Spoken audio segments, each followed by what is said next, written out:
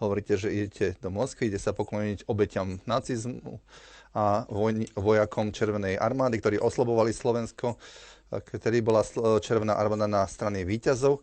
A zaujímalo prečo teraz v roku 2025 má výber medzi obeťou a agresorom, teraz si vyberáte byť na strane agresora. Ak je raz niekde porušené medzinárodné právo, tak to hovorím otvorene. Pán premiér, ja som tvrdil otvorene, že medzinárodné právo bolo hrubo porušené aj pri agresii voči Iraku. A stiahol som ako predseda vlády slovenských vojakov z irackej misie, lebo to je principiálny postoj. Principiálne patrím medzi tých politikov, a Slovensko patrí medzi malú skupinu krajín, pán premiér, ktoré neuznávajú medzinárodne Kosovo, lebo si myslíme, že bolo porušené medzinárodné právo. To isté hovorím, pokiaľ ide o použitie vojenskej sily na Ukrajine. Bolo hrubo porušené medzinárodné právo. Ale prosím, nebuďme takí jednostranní. Áno, odmietam zabíjanie, je to, čo sa teraz udialo pred pár dňami na území Ukrajiny. Odmietli sme takto isto rovnako, čo sa udialo 2. mája 2014 v Odese, keď 42 ľudí zhorelo v budove odborov a nechali ich zhorieť bez akékoľvek pomoci. Ja len hovorím o objektívnom pohľade. Ja nemám iné nástroje. Pani redaktorka, som predsedom vlády, ktorá nie je veľká. Ja nemám ani stíhačky, ani tanky v takom rozsahu, že by som mohol riešiť medzinárodnú situáciu silou. My môžeme reagovať na medzinárodnú situáciu len požiadavkou na dôsledné dodržiavanie medzinárodného práva. Ak teda Rusko porušilo toto právo, no tak to treba otvorene povedať, ako to hovoríme pri Kosove, alebo ako to hovoríme pri Iraku. Pani redaktorka, každá krajina má svoju históriu. Ak by ste prišli na hranice medzi Ukrajinou a Slovenskom, tak tam je prvý obrovský pamätník, ktorý sa nazýva Dukla. Pravdepodobne by ste ťažšie našli krvavejšie boje, ako boli boje pri prechode cez ukrajinsko-slovenskú hranicu pri oslobodzovaní Slovenska v roku 1944. A potom môžete pokračovať a celé územie Slovenska, doslova celé územie Slovenska, je posiaté cintorínmi, kde sú pochovaní vojaci Červenej armády. Skončíme v Bratislave, ktorá bola oslobodená 4. apríla 1945. Následne tisícky vojakov. Chlapci, ktorí mali 18, 19, 20 rokov, ktorí tam zomreli mesiac pred koncom druhej svetovej vojny. My to máme v našej výbave. My vieme, kto nás oslobodil. A to nám nemôže nikto zobrať. Nemôže mi nikto povedať, že oslobodenie došlo zo západu, keď prišlo z východu. Ono došlo z východu. Ja mám úctu ku každej jednej obeti druhej svetovej vojny. Pani redaktorka, ja som bol v Normandii.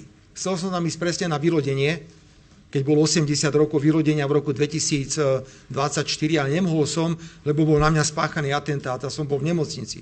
Ale potom som išiel do Normandie a pokladnil som sa vojakom, ktorí zomreli pri vyloďovaní v Normandii. Potom som išiel do Spojených štátov a navštívil som Arlingtonský cintorín a poklonil som sa vojakom americkej armády, ktorí bojovali v Pacifiku. Medzi nimi boli aj slovenskí vojaci, ktorí tam padli. Idem do Londýna teraz, pani redaktorka, aby som sa poklonil pilotom RAF, Royal Air Force, lebo viem, že aj tam pôsobili mnohí Slováci a českí piloti.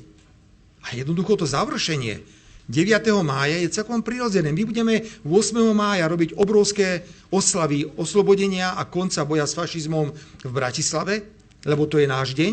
A 9. pôjdem do Moskvy. Ja pôjdem 9. do Moskvy prejaviť úctu a rešpekt k ľuďom, ktorí zomreli pri oslobodzovaní Slovenska a Československa. Pôjdem prejaviť úctu a rešpekt miliónom obetí civilných, prejaviť rešpekt k tomu, že jednoducho, či chceme alebo nechceme historicky.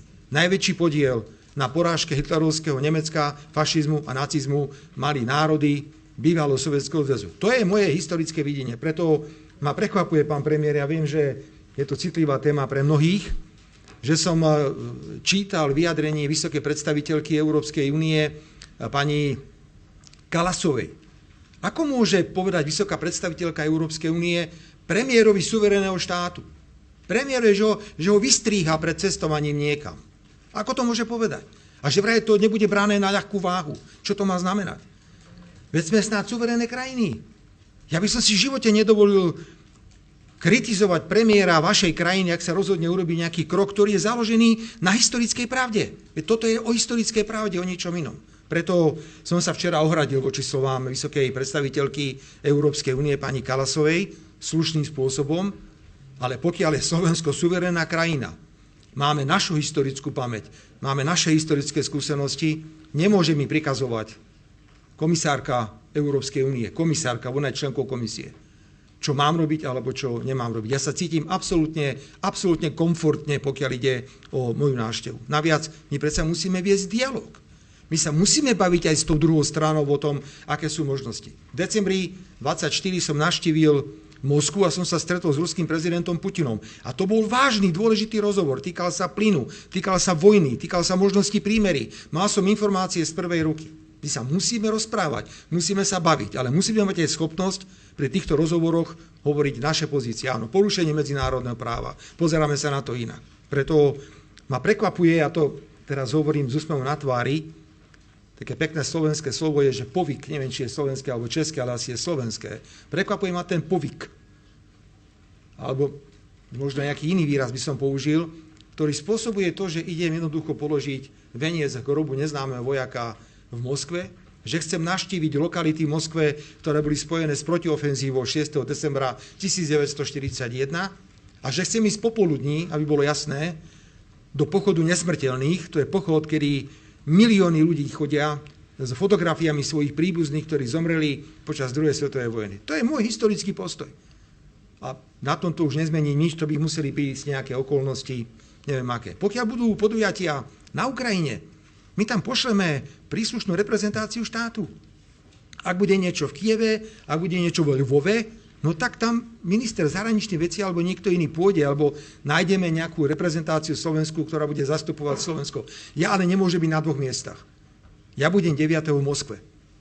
Aj za cenu, že, ako hovorí pani Kallasová, to nebude brané na ľahkú váhu a že ma vystriha pred touto cestou. Som príliš suverénny a som príliš dlho v politike na to, aby mi niekto prikazoval, čo mám robiť a čo nemám robiť.